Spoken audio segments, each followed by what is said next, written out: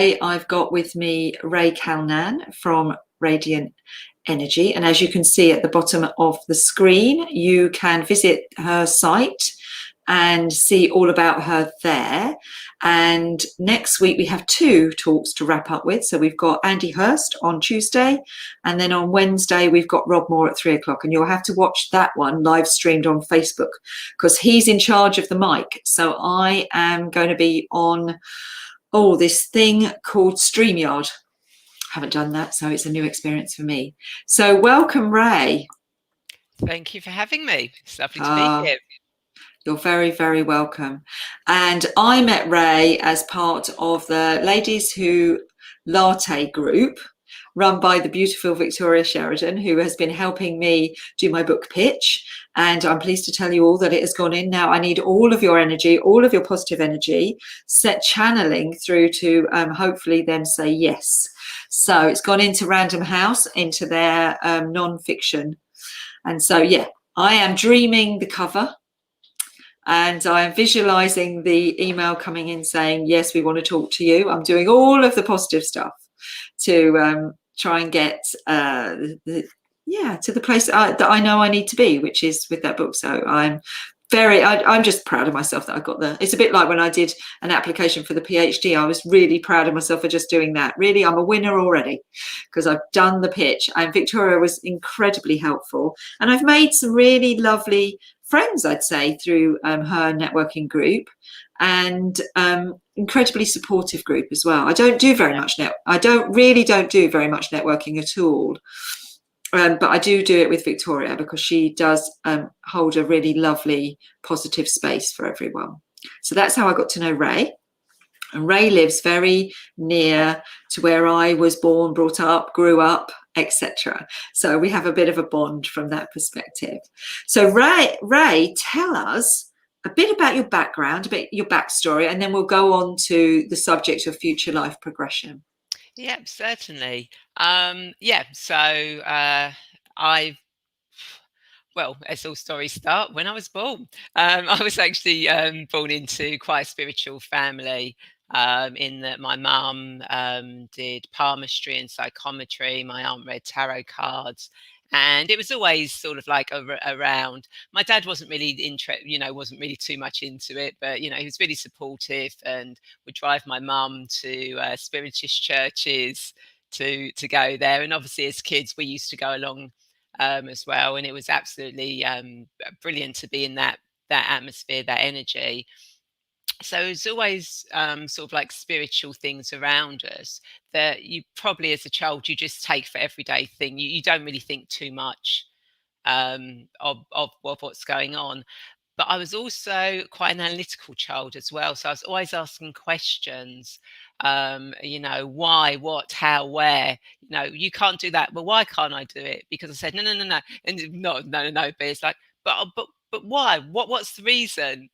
So I feel sorry for my mum.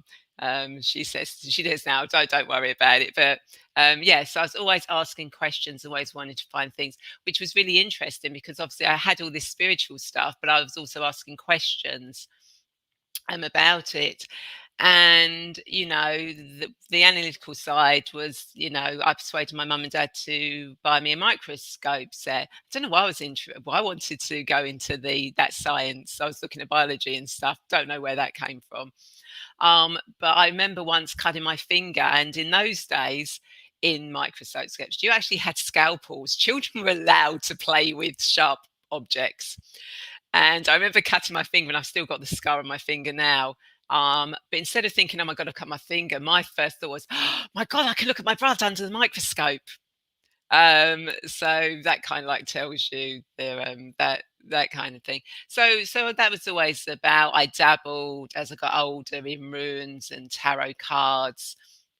But it wasn't really anything major in my life, and obviously you get teenage years, boys, friends. You just kind of like, the only real thing was, I'd still have tarot card readings, or friends would give me, cut bits of their hair off, put in an envelope to give my mum to do psychometry on it, what their boyfriends were going to do. And I was intrigued by the psychometry. I've never heard of that before. What is psychometry? Okay, psychometry is where you take an object and basically you tune into the energy of that object to get a reading.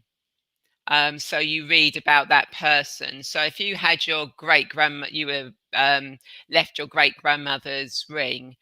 Someone who's doing psychometry would actually hold that ring, and they would pick up the energy of your great grandmother and tell you about them and their life. And that's how psychometry works. Oh, okay. I get it now. Yeah, I've got some things. Yeah, Watch yeah. this space. Yeah, so that's really what psychometry is. It's literally picking up objects, but you can do it from here because it's personal to you. So it can be picked up. Oh, so boyfriend. So we're having these poor boyfriends were having bits of hair cut off. Oh goodness. It's like, yeah, not ethical. So that was sort of like, yeah, dabbling, but not really, fully into that. But obviously I was aware of it all. And then work took over, etc. And then I was 2000 came, and it kind of like, I don't know how angels came into my life, but suddenly I wanted to know more about angels, and I signed up. Now at that time, angels weren't really as popular over here as they were in America Island, and Doreen Virtue and Diane Cooper weren't really established then. So trying to get anything angelic was an absolute nightmare. You could really only get it at Christmas. So I signed up for a Christmas catalogue just so I could get angel stuff. And I had to order a couple of books from Ireland to get those over. But then I had a tarot reading, and basically the guy said that he could see me going on a journey, on a life-changing journey, and he's kind of like picked up on Sri Lanka. And I had been thinking that I need to do something. I'm in my early 20s, and it's like there's more to life than what I'm doing. So I thought, okay, I'll go online. So I went onto the Lonely Planet, and to see about Sri Lanka, but they had an article on Peru. And I read it and thought, that's really interesting. Didn't think too much of it. Then a couple of days later, I turned on the TV and Stephen Fry was doing a program on Peruvian bears. Now, with the background I had, that kind of like, oh, hold on a second. I've just looked at Peruvian. Maybe there's something in this. So I ordered some brochures. I wanted to travel by myself, but not by myself. So I wanted to go with a group of like-minded people. So they were the brochures. Prices were kind of like, because I was looking at 3 weeks plus, and the prices, it wasn't cheap to do it. And it's like, okay, I'll put that on the back burner. And then a couple of months later or so, my mortgage was up. So obviously you remortgage, you look for a new mortgage company. And they made a mistake with the mortgage, and they had to give me some money back. And it was the exact amount of one of these trips, the exact amount. And it's like, okay, so I need to book that. So I booked it. And then just before I was due to go, a colleague I was working with, her grandfather passed away, and she was clearing out his attic. And she came and she went, you're never going to believe what I found in my grandfather's attic. It was an old Peruvian map and an old Lonely Planet guide to Peru. It was like, okay, Oh my goodness, all the signals. everything was there. And then when I got to the airport, we'd got caught in traffic and I was late and I was stuck in all these people. So I hadn't actually checked in, had no seat booked. I had to be literally, they had to open barriers to get me through the crowd to get my plane. But because I didn't have a seat, I ended up with a couple who were doing the same trip as me, which was absolutely brilliant, because when we got to Lima Airport, I don't really speak Portuguese. And when there wasn't really any English being spoken, but because they'd done a lot of traveling themselves, I went with the cab, and the 12 of us in the initial group, we just all clicked. it was like we'd all known each other for years. You know, we had people from Canada, Australia, Ireland, um, Norway, England, you know, and we just all clicked, and it was so amazing. And then when we did the 4-day Inca Trail up to Machu Picchu, we were just all so supportive of each other. The second day is the hardest, because you're literally going up like that. At some points, you are literally like that on the steps. Um, and our guide said we were the only group who actually stayed and encouraged everyone else on there. He said normally when people got to the top, they went straight off to go and have a cup of tea or a drink. But we were the only group who stayed till all our group had actually got to the top. And then on the final day, you get up really, really early to go up onto to watch the sunrise over Machu Picchu. Now, obviously, the sunrise is the same time every day, but the sun gate, it only goes through at that precise angle that lights up Machu Picchu occasionally. We were lucky we got that.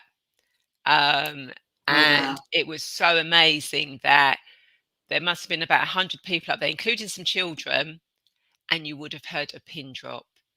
That is how everyone was so like, oh my God. And then whilst we were walking around, I was on one of the platforms, and I just happened to look down, and for a few seconds I just saw Incans below me, and I was an Incan. Didn't last very long, just a few seconds, but it's kind of like, oh my God, have I just relived a past life? I need to find out more about this. Um, so, you know, and there are other things that happened during the trip.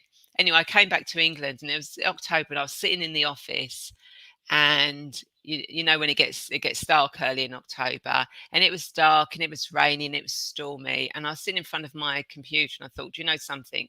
I'd rather be out in that weather than stuck here sat in front of a computer. And that's then set me on the journey of connecting more with the angels, finding angelic Reiki, and then that path led me on to meeting people. Then I ended up a friend of mine was doing hypnotherapy course, and she wanted to practice past life regression. She took me back. I was a 10-year-old child. In the 1700s, and I actually died as a 10-year-old, and I actually felt my heart stop as that 10-year-old. It was just so amazing. So I kind of wanted to look further into that. I thought you had to do past life regression, you had to do hypnotherapy, so I trained as a hypnotherapist. Turns out you don't have to do that for past life regression.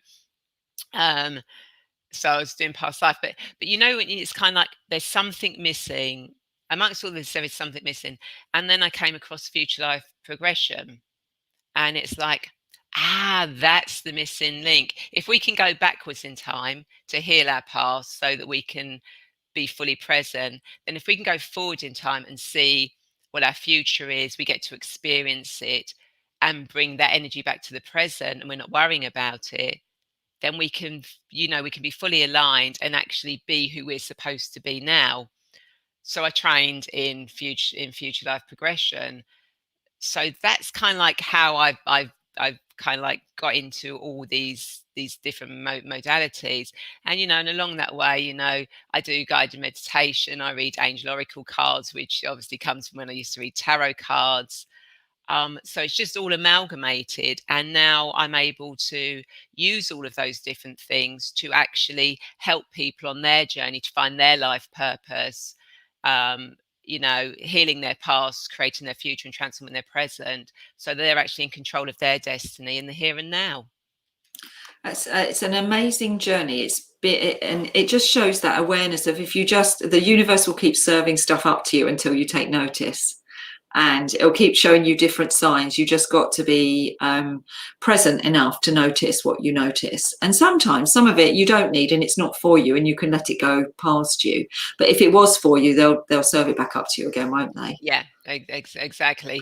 And needed, you know, and it's quite often, you know, people go, well, I was meditating, I was trying, I didn't get any answers. Well, sometimes you don't get the answers internally. It's once you've put that question, that query out there, you know, how can I do, you know, what can I do to resolve this situation? And that is to be noticed what answer, because you will get the answers, but you just have to be aware of them. So it could be that song you hear on the radio. It could be that billboard that you drive past and there's words on there or something on there that will take you onto that next step. And it's always little steps. You don't get the whole picture. It is little crumbs that you follow, because you're not given everything. You do have to do some work at this, and you just have to follow those crumbs to get you to the result that you actually want. Yeah, we were talking yesterday when we were doing the exercise with Rebecca Tompkins about the Dr. Emoto's rice challenge, and the fact that if you give your attention to something, then it will thrive. And that's the thing, you give your attention to the question. Yeah, exactly. And you give your intention with a positive outcome. Yeah, It's so set always your intention.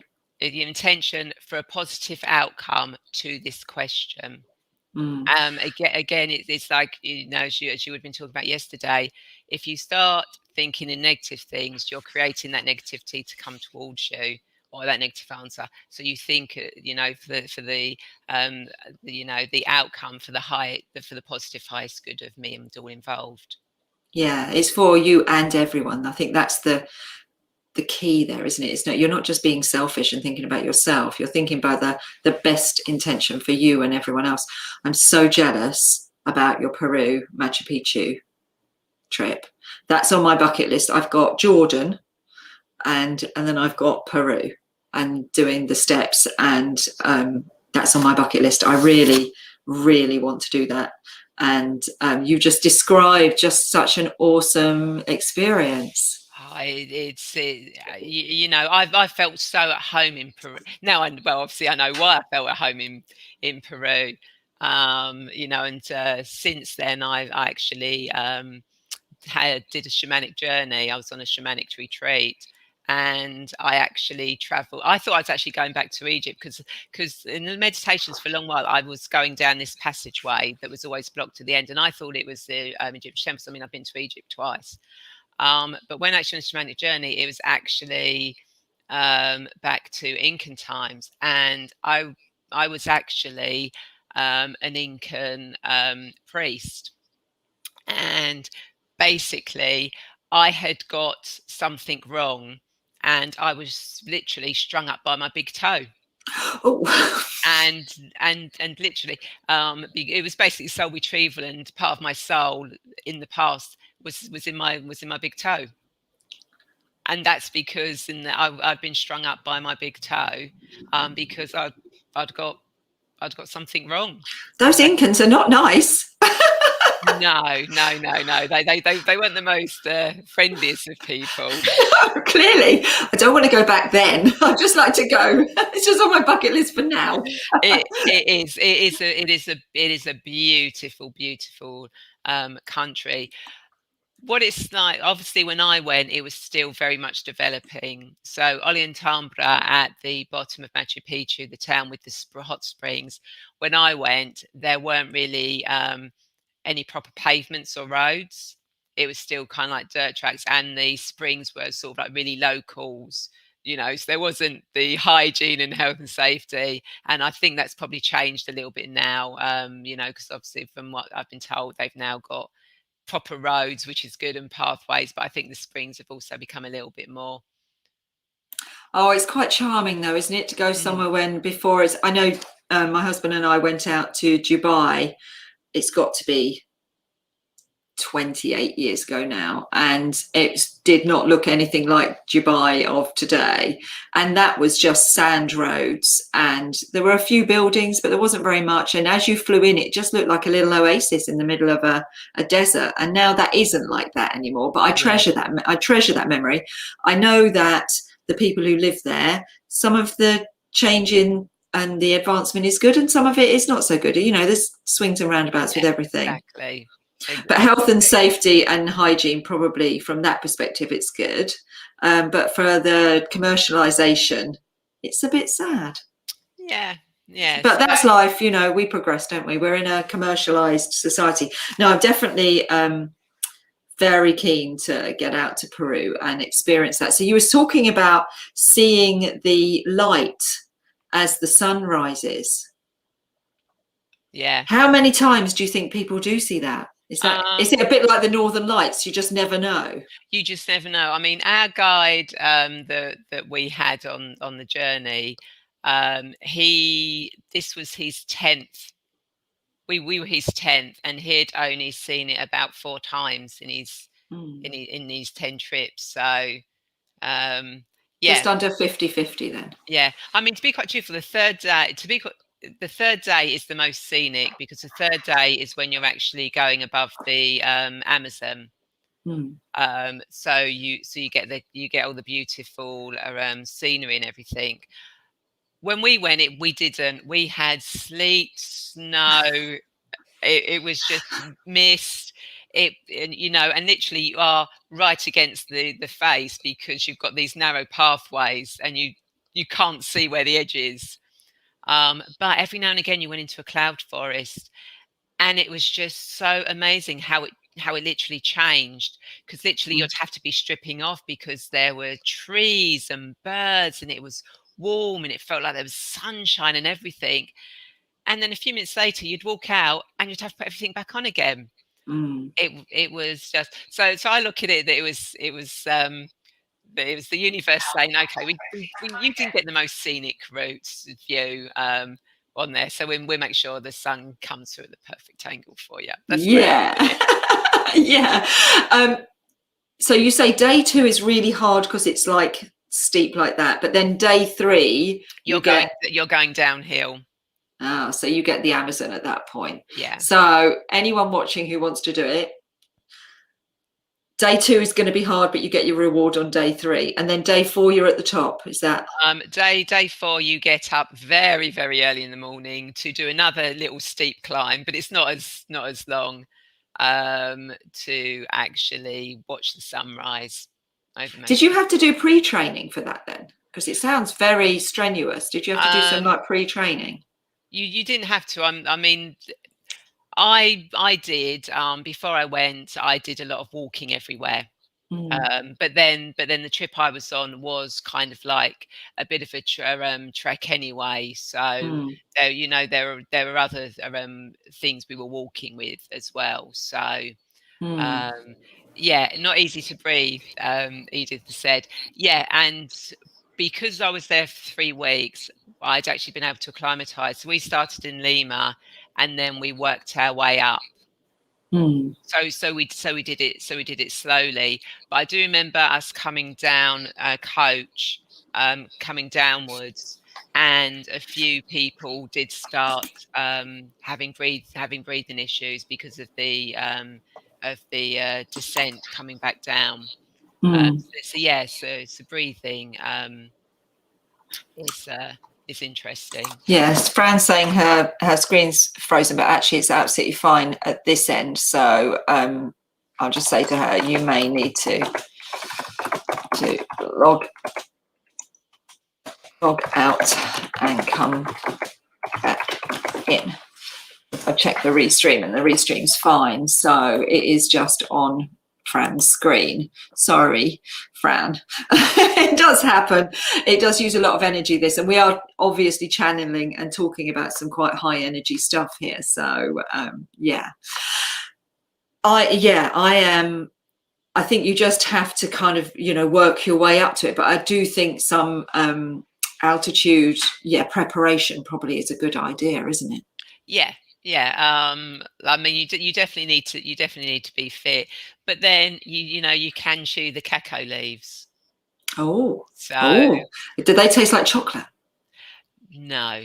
No, they don't. But you see that the way that the Peruvians use it, they actually they chew in their mouth with a bit of stone to break it up. That can't be good for your teeth.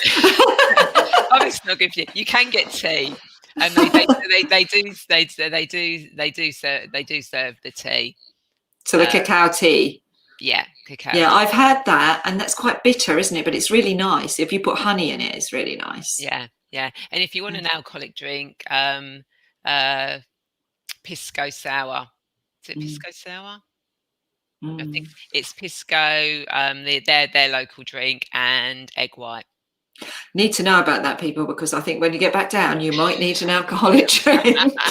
By the sounds of all this walking, I think Paul will be. I'm going to try and persuade him, but I don't know how keen he's going to be on the.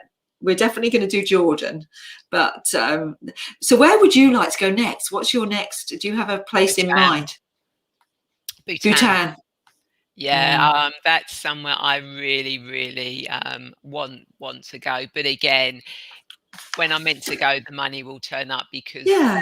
that is not cheap. You know, they only allow so many tourists in a year, and you have to have special passes. Although saying that, when I was in India, I did actually meet someone who she's got a friend who's a travel agent from the Nepalese, and I could possibly do it that way round rather than actually going with an actual main tour. They can Mm. actually get you the passes and things like that in whichever way they do that. Yeah. So, so Don't dwell on the detail. no, no. So when I'm meant to go, the money will be there. But yeah, Sophie's just offered to come to Nepal with me, which is great. And Sophie's just done a run as well. So Sophie's just done a run, a virtual run. She's actually run, but not yeah. on the actual run in the right place, because obviously you're not allowed to do the running. So she's quite fit and maybe don't want to go with Sophie.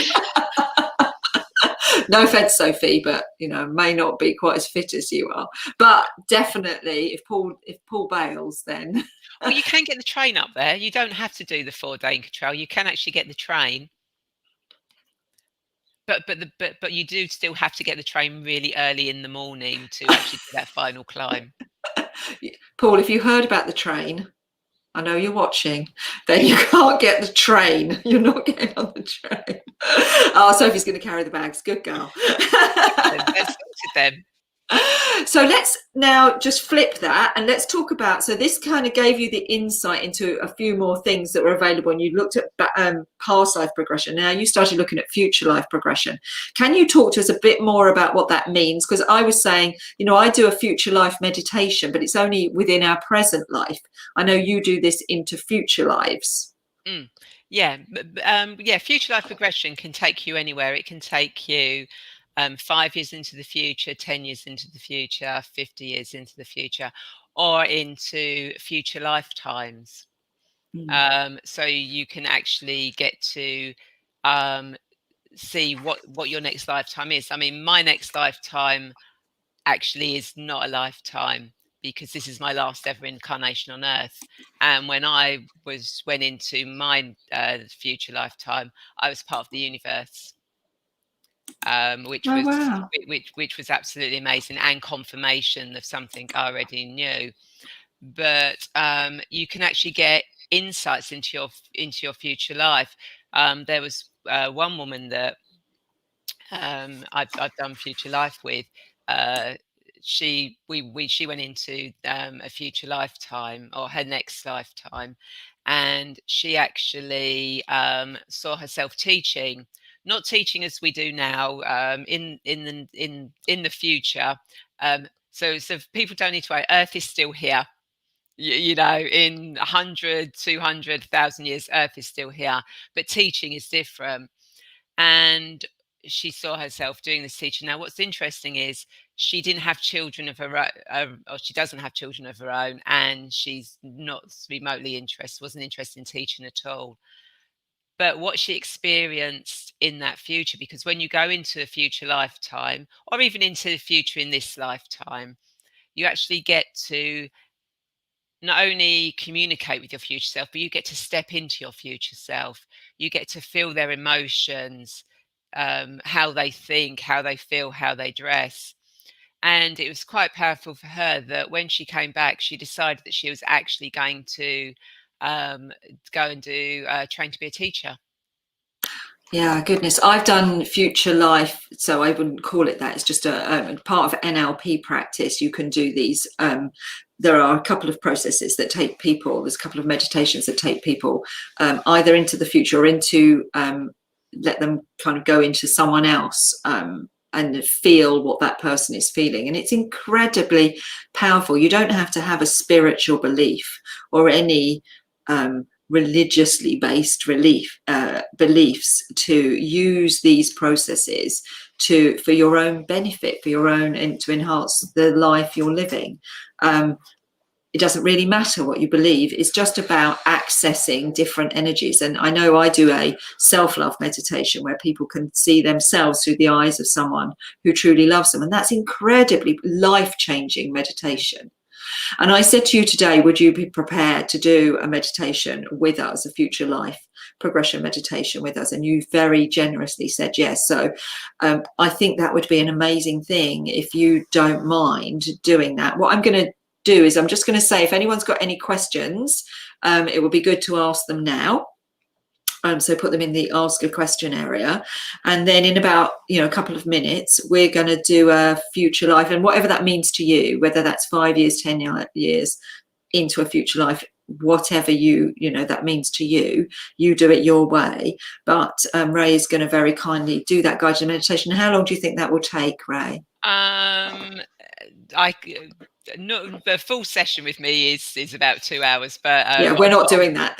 No, but on workshops I can do it 15-20 minutes. Yeah, so we'll do about a 15-minute future life progression meditation, quite small, just a taster, because then if you enjoy it, then you've got Rae's contact information there and you can contact her and revisit that with her. But this will just be a kind of an insight and a taster for an experience for people. But yeah, so if no one's got any specific questions, Sophie, does anyone have any questions about this over on Facebook? Because obviously we're live streaming on Facebook. Hello everyone on Facebook, and anyone on YouTube, pop your questions in. Anyone watching us live on here on Crowdcast, if you can pop your questions into the ask a question area.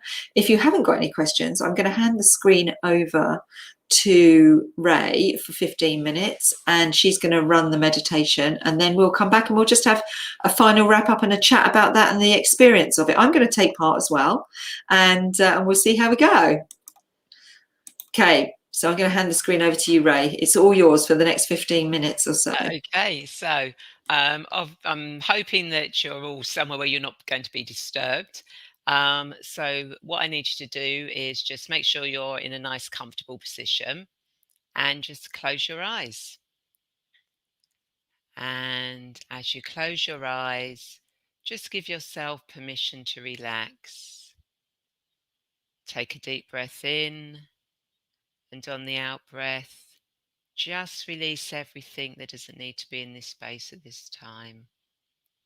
Take another deep breath in, and on the out breath, just release everything that doesn't need to be in this space. And allow your breathing to fall into its natural state. Every in-breath relaxing you more and more, and every out-breath just releasing everything that doesn't need to be in this space. And just allow your jaw muscles to relax. Let go of any stress or tension in your jaw. Maybe move it a little. And just become aware of your feet.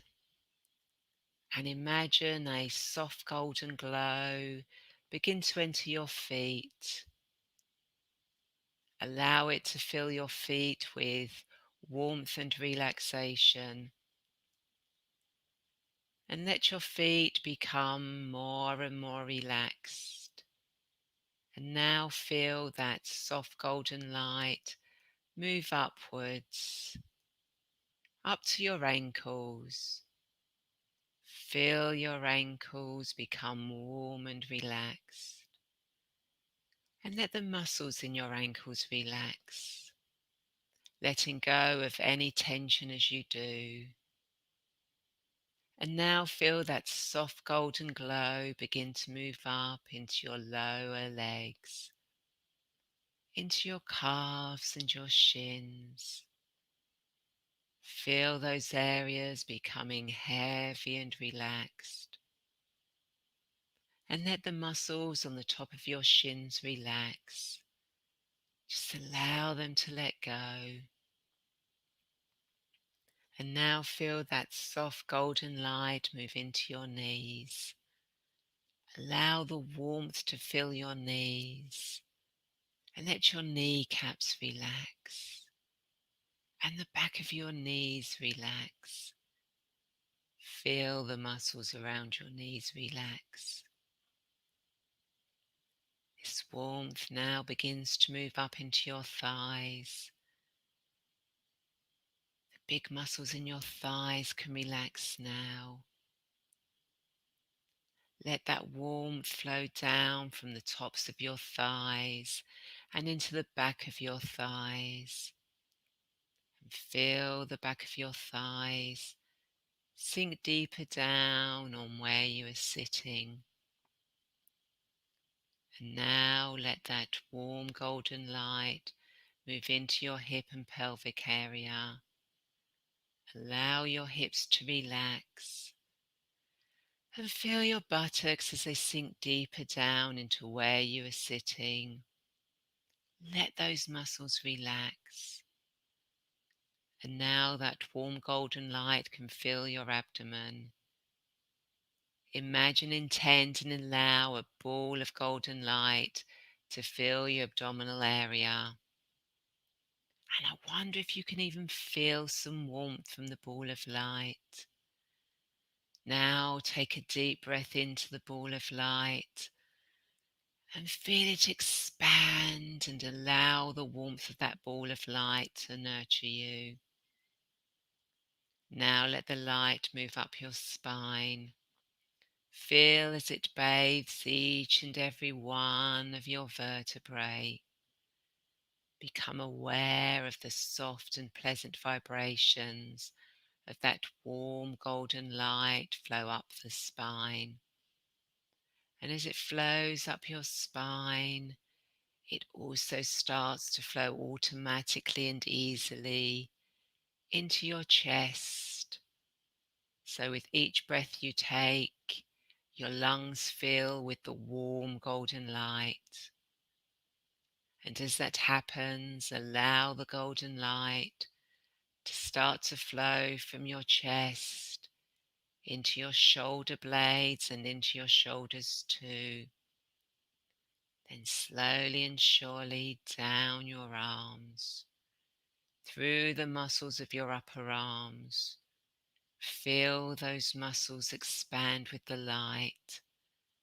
And as they do, that light can flow down through your elbows, into your forearms, your wrists and your hands.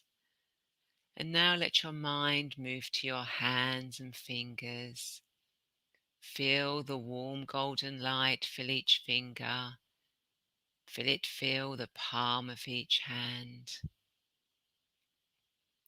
And now allow the light to flow into your neck and throat area.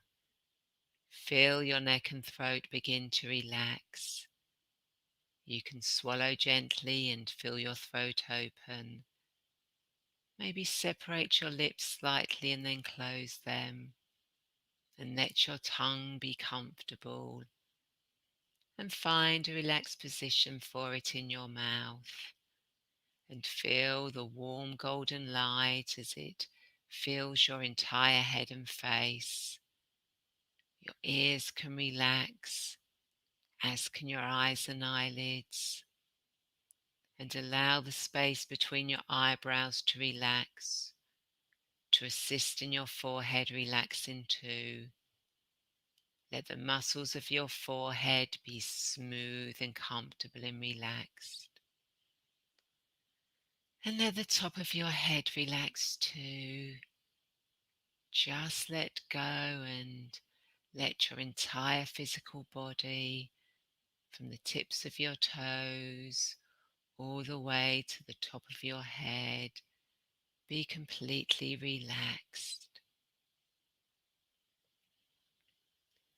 And now I want you to see, feel, imagine, or know yourself outside a beautiful building. A beautiful building of sandstone, and you're at the top of 5 steps leading down into a courtyard. And we're going to walk down these 5 steps, each step relaxing you more and more. So walking down the stairs now, 5, going further down the stairs, 4, further down the stairs, 3, further down the stairs, 2, all the way down the stairs, 1, until you're in the middle of a beautiful courtyard. A courtyard that may have flowers, it may have a water feature, but what you notice most in the middle of this courtyard is a carpet, and you know that this is a magic carpet that is going to take you into a future lifetime. And as you walk towards that magic carpet, you notice it rises just slightly and shimmers. So you step onto this magic carpet and you sit down and you feel it mold around you, and it feels so safe and secure. And you notice the colours on this carpet, maybe the reds, the blues, the golds, the greens, so vibrant colours.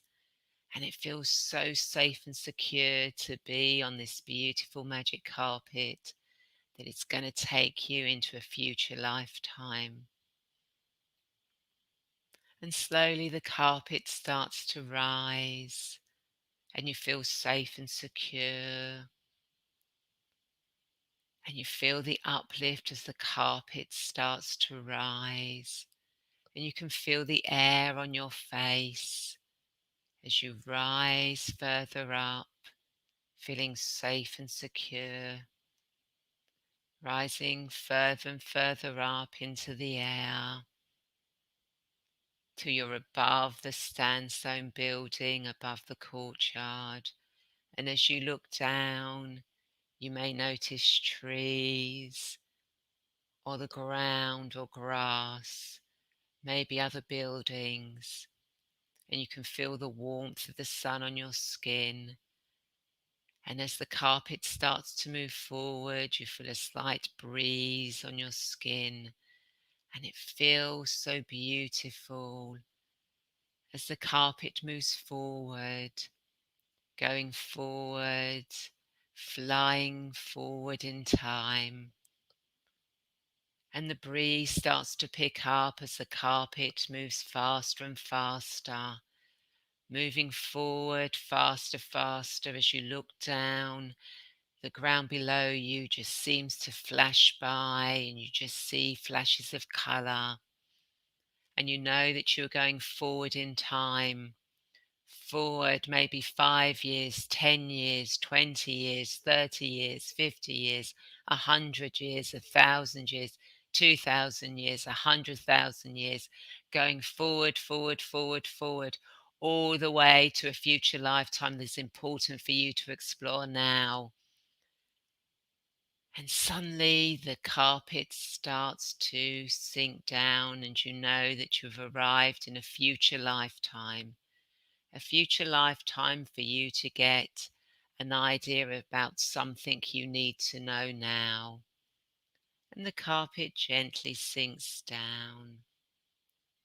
And as you step off the carpet, I'll give you a moment just to get a sense of where you are, maybe who you are, what you are. And maybe you just look at your feet and work your way up to see what form, if any, you are. What you notice around you. What can you see? What can you feel? What can you experience? Just allow it to come to you in whichever form it may, whether that's a thought, a knowing, an image, a sound, a colour. And get a sense of what that future you is doing. Do they work? Do they play? What do they do? Just get a sense of that. Get a sense of who they are with. Have they got a special skill or a talent that they're using? What energy do you pick up? What do you feel from this future you?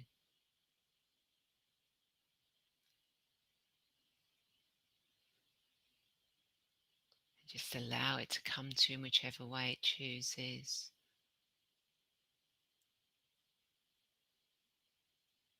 And you get all the positive information that you need. And you can even ask this future you a question that you may want to know the answer to now. So ask that question to them. What advice are they going to give you? Again, don't overthink. Just allow it to come to you in whichever way is easy for you to understand.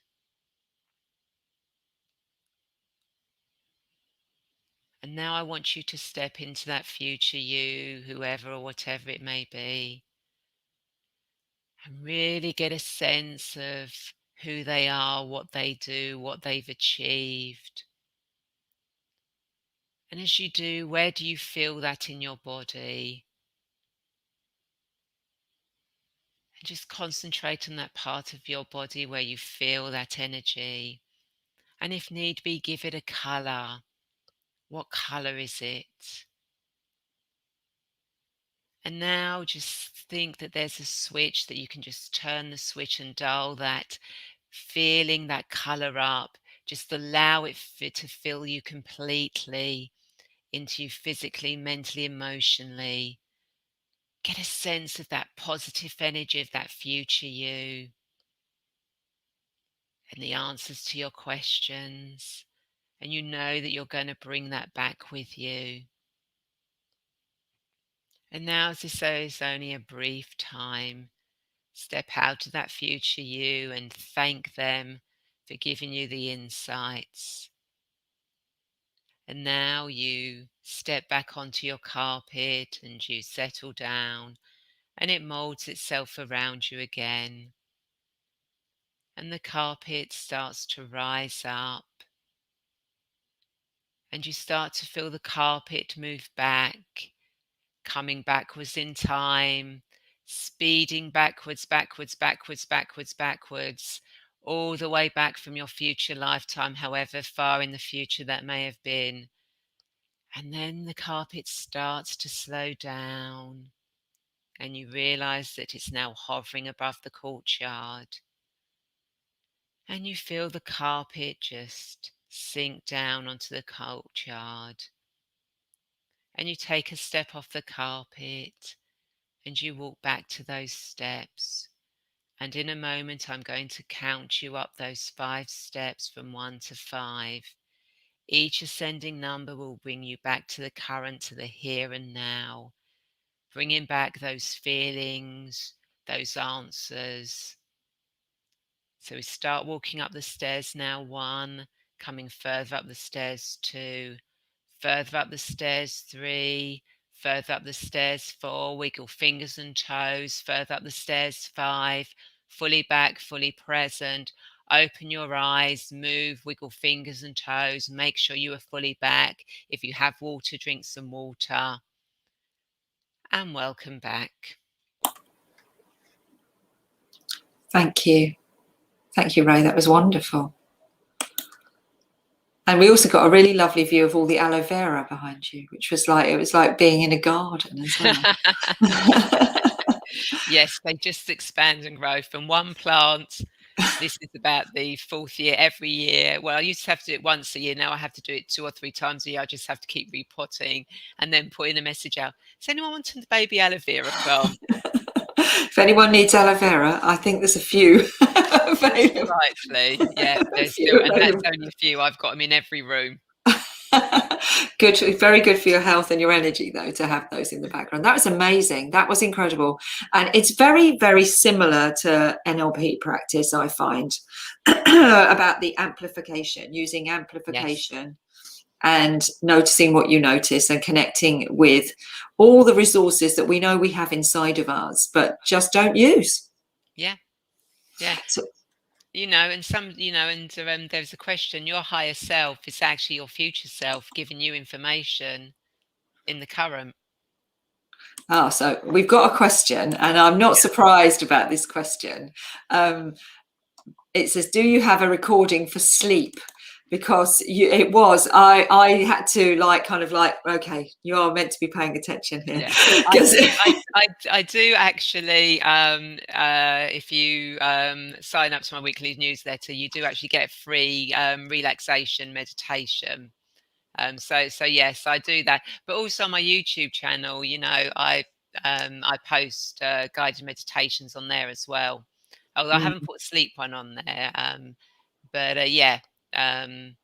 It was so relaxing. It was the carpet. It was the carpet. When we came back, I was like, no, I don't want to get off the carpet and go up those steps. Stop it now. I want to stay here. No, it was really relaxing, but also really insightful. As I say, we've got all of these resources inside of ourselves. We often just don't access them. They're all filed away in there, aren't there? And they're open to everyone. And as I say, this is not about spirituality as much as just accessing all the resources that you have in your imagination.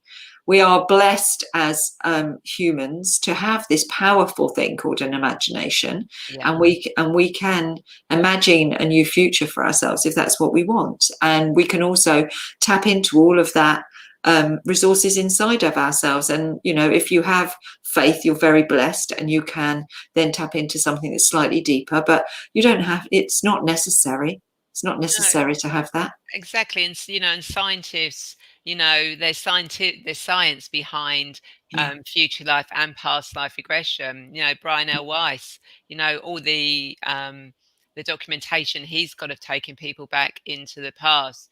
All the future stuff, and it's amazing how many CEOs of businesses actually use future life regression. Anne Gersh, who really brought it into the fore, she has got clients in big business. So you'll be surprised which businesses actually look at future trends.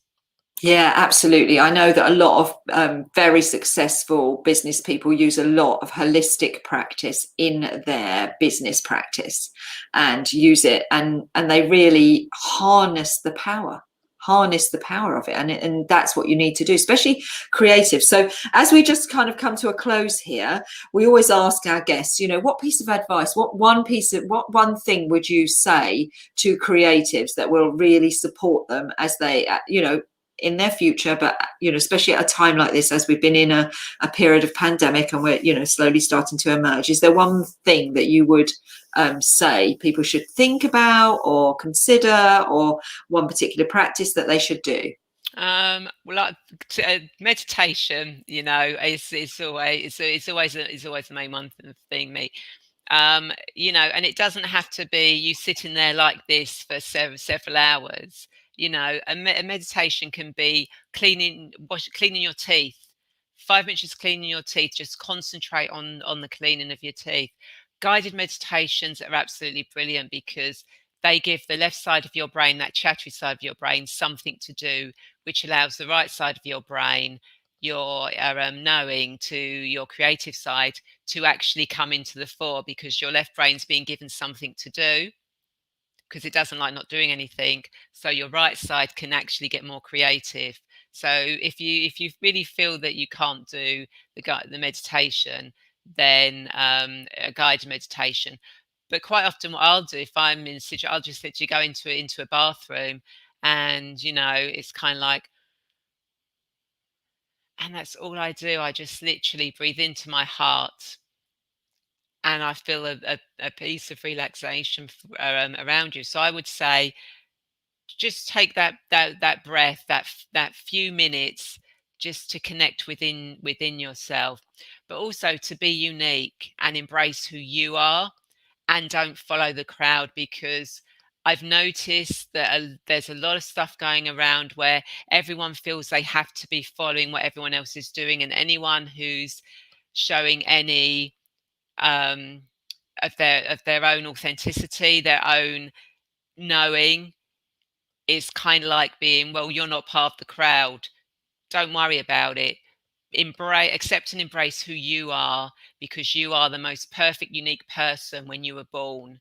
Don't follow the crowd. Just be you, um, and let your inner self, your inner knowing, your inner wisdom, your inner creativity to come out. And don't worry what other people say, because they're not you. You only have to worry about yourself. That is the most powerful piece of advice. Don't feel you have to follow the crowd. Life is not a competition. You were perfect when you were born, and you are perfect now. You are exactly who you should be, right here, right now, doing what you should be doing right here, right now. Have powerful confidence of standing in your own self and being you. Thank you.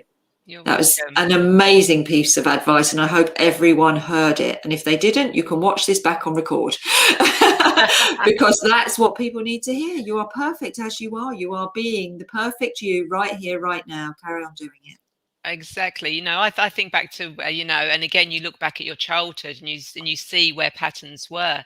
As a child, I didn't follow. I had friends both in the geeky side and the sort of like cool kids, because I never followed the crowd. I remember a friend saying, "Well, if you don't want to do this, then you can't be my friend." And my response back then, now I know why, but I didn't know then, was, well, if you can't accept that I don't want to do that, then do I want to be your friend?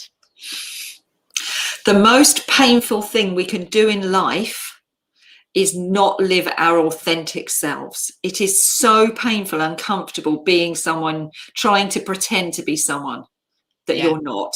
Don't try and pretend to be someone else. Just be you. You are amazing. The biggest gift, I mean, it's like 1,000,000,000,000 to 1 chance of being born. Yeah. You were born. You've already made it. You're already winning. It's a gift. Now use it and be true to you. You're put here for a purpose. Be Exactly. that. Be that. You are perfect every day, just being you. It is not a competition. Cut your own furrow. Yeah. Be loud and proud. And when they come and they troll you, just know that it's just because they don't feel enough. They feel inadequate, and that's okay. Have compassion. Have compassion, because they haven't heard this. They haven't heard the words, but they will eventually. And if you just mirror that back to anyone who is unpleasant or tries to get in a competition with you, it's okay. It's okay. I feel your pain. It's okay. You can vent on me. It's all right. I don't mind. It's your journey. I'm not part of your journey, and you quite often find the more positive you are, the people there are slightly more negative may be more attracted to you, because they can feel that pull of that positivity, and really they want that positivity. So when you stay in your positivity, you actually start helping you can start helping other people. If someone cuts me up on the road, it's kind of like, oh my God, what they've done. My thought is, oh, I hope your journey on is safe. I don't know what's going on in your life today, but have a safe journey. Yeah, that's it, isn't it? It's like reframing. Again, great NLP techniques there. Is reframing it and seeing how that you've supported someone else. And that's a great thing. If you can support a couple of other people in your day to have a better day, how amazing is that? You've served your purpose for that day, and embracing the energy and moving it forward in a positive way. We all want to give a kind word or a compliment to someone, and it makes their life better, and that's lovely, isn't it? So no, you've made our day so much better by sharing this hour with us. And I am incredibly grateful for your time and for bringing your amazing, powerful energy. And that conversation about Nepal was incredible. And I'm doing I'm going to go back and watch that and do that again, because then I can slow you down. And the beauty is you can do the future life again. Yeah, exactly. And if anyone is interested in what Rae does and you want to explore it more, you found that has been intriguing, then visit her website, which is Radiant Energy, and she's got a YouTube channel as well. And I know that you're always open for anyone contacting you. Yeah. So, and if you want an aloe vera plant, obviously you're going to have to email. Yeah. Yeah. Got plenty here. Yeah, thank you so much. Thank you everyone who's been watching. Thank you everyone who's been watching us on Facebook. Thank you for your questions, everyone. And we will see you here same time, same place next week with Andy Hurst, who is an art conservator. And we're going to find out what that means. He preserves, protects and restores artwork. So it's going to be fascinating. Thank you, Rae. You're welcome. Thank you for having me. And thank you to everyone who's watched. Yeah, thank you, everyone. And we'll see you all next week. Bye.